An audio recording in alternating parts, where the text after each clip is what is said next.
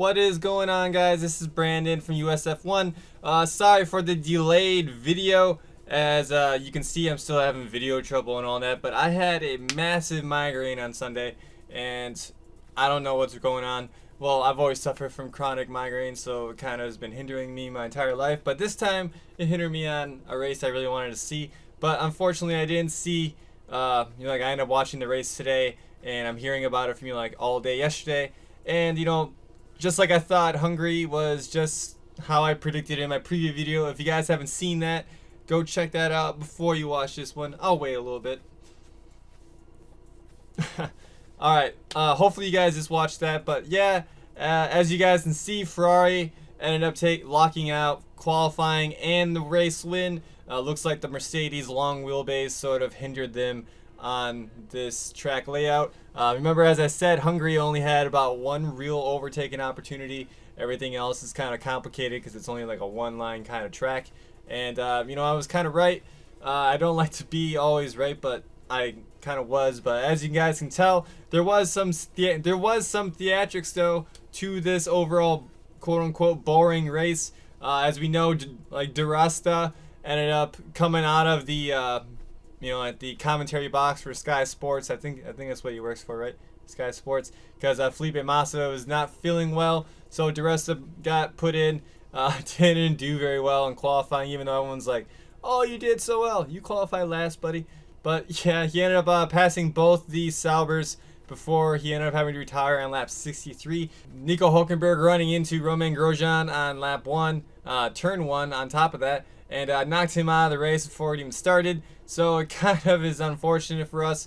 And yeah, he ended up not doing so well, and he ended up retiring quite soon. And then the big one was Daniel Ricciardo. He got hit. As you guys we've all seen the video of Max Verstappen locking up going into turn 2, and he ended up understeering completely. He lost control going too fast into that corner, ran into his teammate, and he hit like a hydraulic line or something like that, and he ended up retiring. He actually spun out on the exit of turn 3 because he tried to kept going, and must have got his whole wheels all wet because they ended up having to put chalk or some powder on the track for a yellow flag, and he ended up not being too happy on the driver interview afterwards. So I feel bad for Daniel.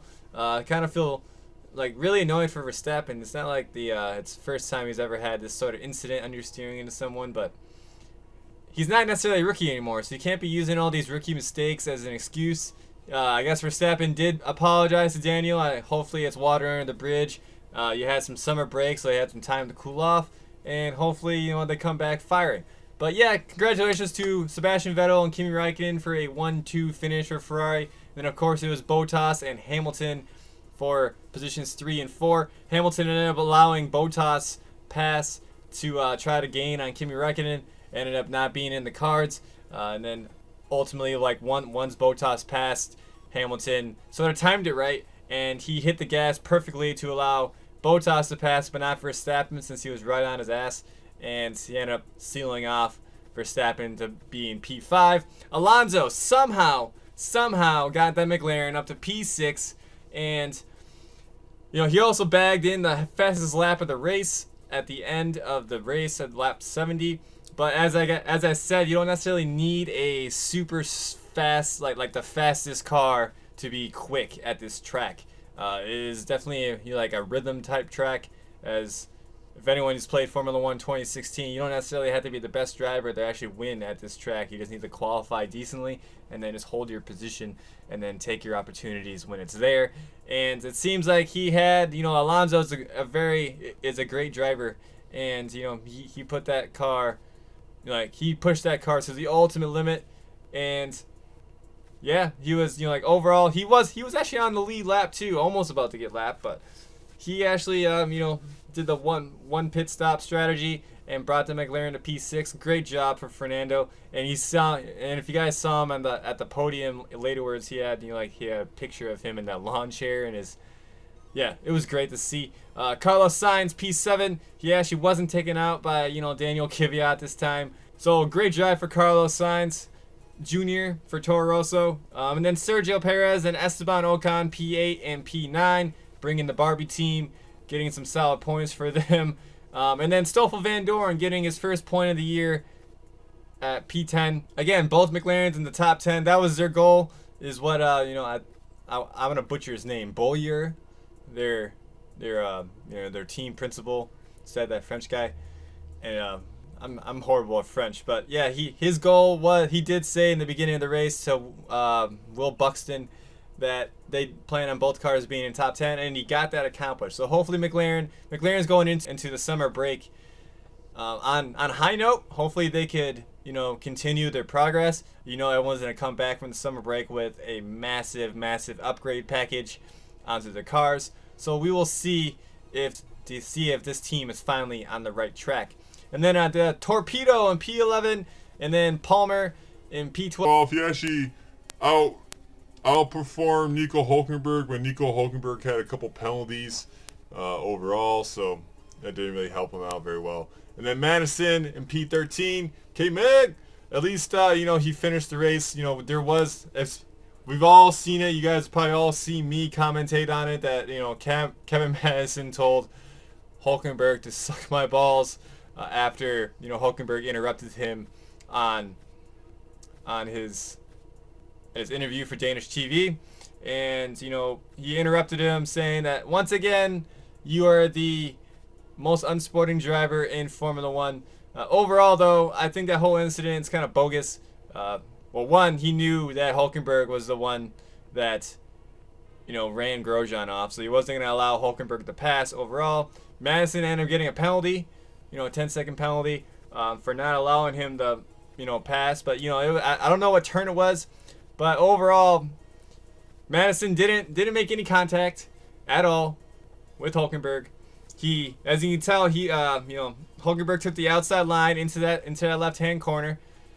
Madison was already in the middle of the track. He just sort of shut the door on him because Hulkenberg went into the grass. But like he kept going wide, so Madison just kept going wide with him until there was no more track and Hulkenberg went into the grass. Hulkenberg did have an opportunity to back out of that corner. If he actually was sort of predicting it, he would have backed out, and he actually would have had he could have had a switchback line into that corner if he tapped the brakes and just sort of went inside on Madison, parked in behind him and then got back in, since Madison was understeering severely through that. But overall, Hulkenberg was carrying too much speed going into the grass, avoiding the contact and all that stuff. But overall, Madison got the penalty, so all of it is justified for Renault. But Hulkenberg still had some penalties and stuff to deal with. So and overall, just being water on the bridge. And then Gunther Steiner backed up Madison, saying that I respect Madison for talking back to that bully. But on top of that, Madison was on Danish TV. He can't be seen on live TV getting dissed in front of his fans. So you had to say something back. I'm happy that he said something back. He's not just some pushover. So whatever you guys think of Kevin Madison, we love him. Don't really care what he really did at other teams. McLaren, he had some politics stuff. He even got a podium at McLaren, unlike Hulkenberg, who's never had a podium, by the way. I used to like Nico a whole lot until now. At Renault, that car was crap. All right, that was a chassis that was built for Lotus, so therefore the engine was not fitting correctly, so that car just overall was on a bad side. And Renault did offer K-Mag the contract extension first before Julian Palmer. Madison ended up declining that offer and ended up going to, now we're at Haas, and we're happy with him. I hope he's happy with us. I think he is, and I hope it's for some more years to come. But enough about Haas. Lance Stroll in the Williams at P14, they just seem to be off the pace overall this entire weekend. Not just Riesta and Stroll, but Massa and Stroll too. And then Verlaine and Ericsson coming P15 in the Saubers. And then Nico Hulkenberg rounded it out at P17. But yeah, guys, vote for your guys' driver of the day. I would have to say, I don't know, it was kind of like a lame race. I'm going to have to say Fernando Alonso for getting that McLaren up to P6. And then I would have to say a close second would be Kevin Madison. Not for any driving wise. I guess it would be more for just because he got payback for Romain Grosjean. I think that's kind of what I would base my vote on. So leave a comment below. Who do you guys think is your driver of the day? I would really love to know your guys' verdict on this race overall. You know, it wasn't like the best overtaking track or anything like that, but yeah, here is the final race classification. Here is the driver standings. Do you think the 3 points in between third and fourth will hinder Hamilton at the end of the year? Yeah, guys, it is a summer break. There are 2 days of practice, which, well, one of them is today. Well, not practice, testing.